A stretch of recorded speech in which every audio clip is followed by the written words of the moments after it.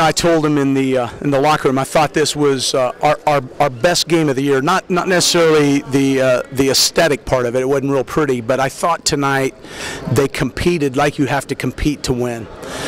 We made a ton of mistakes. You know, 22 turnovers, and a lot of them just unforced. We'll correct those.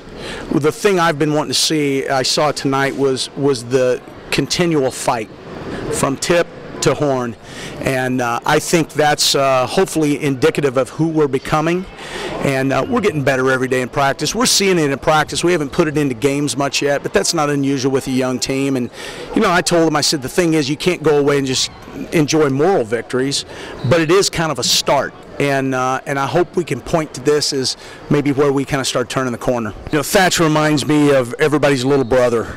You know, when we're old and you had a little brother and he wants to hang around with you and he just keeps getting knocked down and yet he just keeps coming at you. And he made some mistakes tonight, but the thing I love is his grit. And when his body matures and it becomes, you know, kind of even with his mind, because his mind's pretty mature, he's a pretty good basketball IQ guy. Yeah. He's going to be a heck of a player, and sometimes I feel for him because he's like he's grown.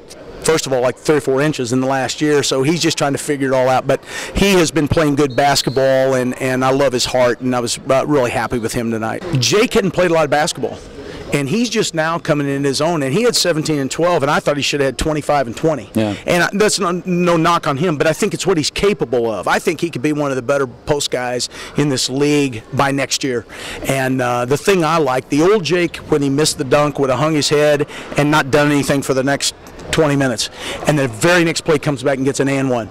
And so to me, that's the maturity I'm seeing in these guys. And you know, it doesn't show up sometimes in a box score or with our fans, but I see what's happening.